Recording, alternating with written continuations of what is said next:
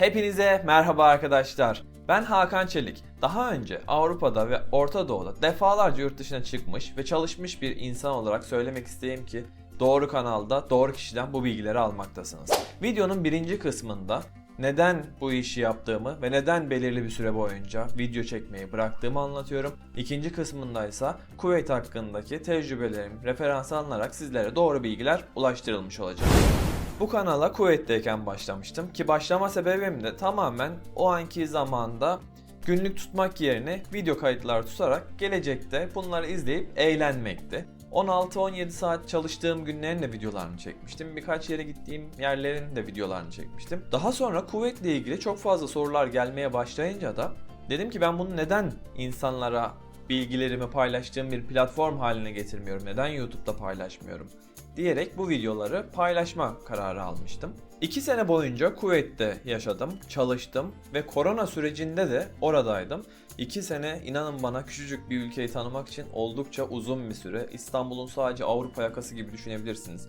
Ya da İzmir'in yarı büyüklüğü gibi düşünebilirsiniz ki Türkiye'de de defalarca kıyı bölgelerinde çalıştım. Bilmeyenler için ben Turizm Lisesi, üniversitesi mezunuyum ve yüksek lisansımı da Muğla Sıtkı Koçman Üniversitesi'nde başlamıştım. Defalarca yurt dışına çıktım. Üniversite sayesinde çıktım, üniversiteden sonra çıktım ve bunu kendi bireysel imkanlarımla ya da üniversitenin destekleriyle de çıktım. Birçok arkadaşım hala yurt dışında, defalarca geri çağırdılar. Son olarak da yaklaşık 1-2 hafta öncesinde böyle bir iş teklifi aldıktan sonra acaba tekrardan bu YouTube kanalını canlandırmalı mıyım gibi bir fikir oluştu. Global şu an birçok kanalım mevcut. Oradan zaten animasyon yaparak tabletten birkaç kazanç sağlıyorum. Hali hazırda YouTube'dan belirli bir miktar para kazandığım için video çekmeye, edite elim ısınık olduğu için tekrardan yüzümü göstererek video çekmeye karar verdim. Çünkü bu süreçte birçok şey yaşadım aslında Türkiye'ye geldiğimden beri. Şu an İstanbul'un en iyi yerlerinden birinde çalışıyorum. En pahalı, en kaliteli markalarından bir tanesi de. Sosyal medya hesaplarıma girerseniz bulacaksınızdır zaten nerede çalıştığımı. Şu an aslında 2-3 sene sonranın altyapısını oluşturmaya başladım. Bu kanal daha sonrasında evrilmesi planlanıyor şu anki aklımda. İlk başta tamamen yurt dışına nasıl çıkarsınız? İşte Avrupa nasıl çıkılıyor? Orta Doğu'da ne bulacaksınız? Orta Doğu'nun hangi ülkesi sizin için daha iyi? Nerede ne imkanlar var? Eğlenceli bir ülke mi istiyorsunuz? Yoksa biraz daha kafamı önüme eğeyim, işimi yapayım, paramı kazanayım, evime geri döneyim mantığında mı çalışıyorsunuz? Biraz daha hür olmak mı? Kas sistemiyle çalışmak mı? Bunların tamamını ileriki videolarda zaten cevaplandırmış olacağız. Bu videoların 2 yıl sonrasındaysa bir köy hayatına geçiş serüveni planlıyorum. O yüzden aslında yüzümü göstererek bir video çekim serüvenine de başlıyorum.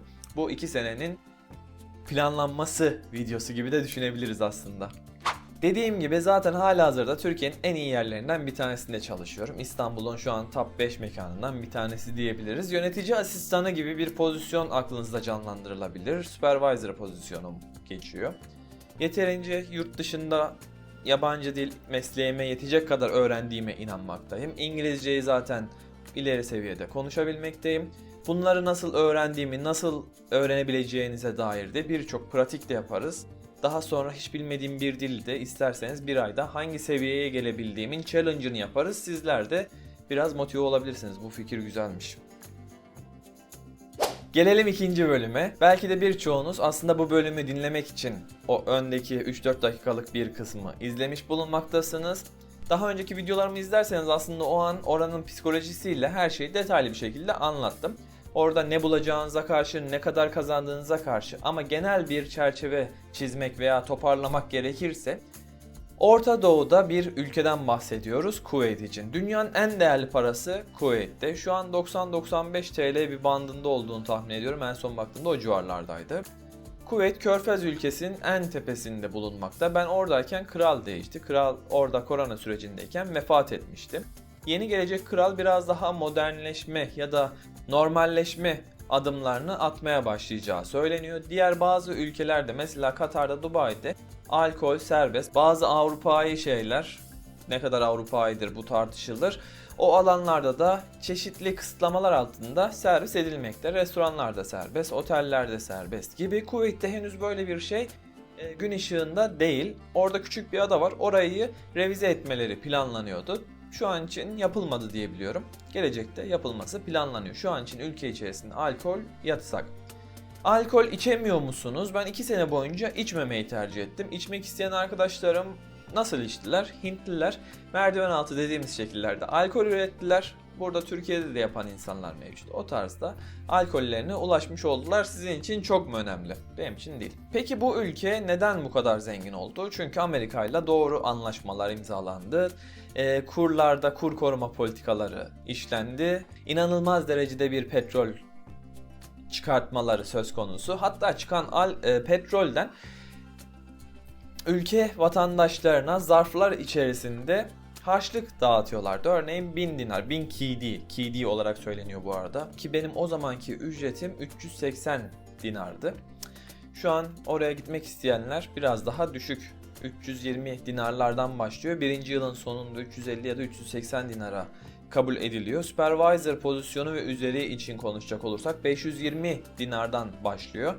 Ücretleri öğretmenler 700 dinarlara kadar çıkabiliyor. Bir yönetici 1000 dinar civarında çok rahat orada iş bulabilir. Ama ara pozisyon veya alt pozisyonlardaki bir kişiyseniz muhtemelen bir 500 dinarın altında ya da o bantta seyredecektir alacağınız ücretler. Peki ben ailemle gitmek istiyorum. Doğru bir yer mi? Yanlış bir yer diyemem ama doğru bir yerde diyemem. Çünkü ailenizle sizin beklentileriniz neler?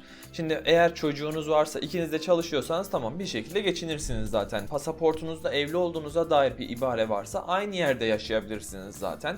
Çocuğunuz Amerikan okullarında, Fransız okullarında, İngiliz okullarında, Türk okullarında yetişebilir. Sağlık hizmetlerine hiç girmek istemiyorum. Ücretsiz veya çok ucuz deniliyor. İnternette araştırmalarında yalnız öyle bir durum söz konusu değil. Ben sadece bir diş çekmek için zamanında yaklaşık 15-20 dinar civarında bir para harcamıştım. 20 dinar da şu an 1800 TL gibi bir para ki en ucuz diş sağlık ocağı gibi bir yeri. Sabahın köründe gidiyorsun, 2 saat boyunca sıra bekliyorsun. İnanın bana çocukluğumu hatırladım. O çocukluğumda, ben şu an 30 yaşındayım, yaklaşık 20 sene öncesinde biz bu kuyruklara giriyorduk. Orada işte kimse sırada böyle tek sıra halinde beklemesin diye kimliklerimizi üst üste koyuyorduk. En son güvenlik geçiyordu, hepimizin kimliğini verip sıraya diziyordu bizi. Çünkü 2 saat boyunca orada sırada beklemek akıl kârı değildi. O zamanki şefim ise kendisi acil bir durumdan dolayı diş kliniğine gitmek için 100 dinar ücret ödemişti. 100 dinar da şu an 9-10 bin lira civarında bir paradan bahsediyoruz. Yani eğer, zaten bu sadece Kuveyt için geçerli değil arkadaşlar. Amerika'ya da gitseniz bu böyle. Almanya'ya gitseniz de bu böyle. Yurt dışında hasta olmak yok. Sağlıklı değilseniz yurt dışına gitmenizi kesinlikle tavsiye etmiyorum. Oraların çok güzel doktorları var mı? Çok iyi hemşireleri var mı? Olanakları çok iyi mi? Çok iyi ama parası olana. Siz eğer zaten para kazanmaya gidiyorsanız bu şeyleri göz ardı etmemenizi tavsiye ederim. Türkiye içerisinde tüm yapacağınız işlemleri yapın, ondan sonra yurt dışına gidin. Gelelim iklimine. İklim olarak birçok farklı iklimde çalıştım arkadaşlar. Ben bu kadar kötüsünü görmedim. Antalya'da, Adana'da, Mersin'de, Muğla'da, o kıyı şeridi var ya, Akdeniz kıyı şeridi, Mardin'de, Erciyes'te tamamında çalıştım. Ege tarafında çalıştım, İstanbul tarafında çalıştım. Ben böyle bir nem görmedim. Göz bebeğinizin kuruduğunu canlandırın. Eczaneye gidip ben ilk kez hayatımda gözlerim o kadar çok kurumuştu ki artık yanları falan yanma yapıyordu. Damla aldım gözüme, damla sıktım, yani o duruma getirdim ki ben Adanalıyım ve dediğim yerler yani sıcak yerler, nemli yerler, kuru yerler. Çok kötüydü. Onun dışında her yerde klima vardı. AVM'lerin içerisinde, arabaların içerisinde, bazı AVM'lere onlar mall diyor, sadece yiyecek içecek işletmeciliğinin olduğu yerler. Bizim restoranımızın kliması yetmiyordu. Yani klima olmasına rağmen insanlar buranın kliması kötüymüş deyip ayrıldıkları zamanlar olmuştu. O durumlardan bahsediyoruz arkadaşlar. Ki onlar zaten klimasız yerlere gitmiyorlar. Kuveyt'te bulunan vatandaşlar diyelim, Kuveytliler demeyelim. Çünkü Kuveyt'in nüfusunun çoğunluğu ya expat, yani mülteci değil, oraya çalışmacı pozisyonuna gelmiş kişiler. Bazıları mültecidir, bazıları sadece oraya ailevi durumlardan dolayı gelmişlerdir. Ne yapıyorlar? AVM'nin içine arabayla giriyorlar, her yer klimalı. AVM'den de restoranlara klimalı yerlerde gitmeyi tercih ediyorlar. Elektrik ücretsiz. Bizim evde de ücretsizdi. Klimalarımız vardı. Klimalarımızı çalıştırıyorduk istediğimiz kadar ve kimse bir şey demiyordu. Kum fırtınalarının olduğu gün klimalardan dolayı içerisi de leş gibi oluyordu. Toz oluyordu. İşte kokusu çok kötü oluyordu. İçilebilir su yoktu. gibi şeylerden bahsedebiliriz. Ve renk yoktu mesela ülkede. Ülkede bir ülkenin renginin olmaması nasıl bir şey? Size nasıl söyleyeyim?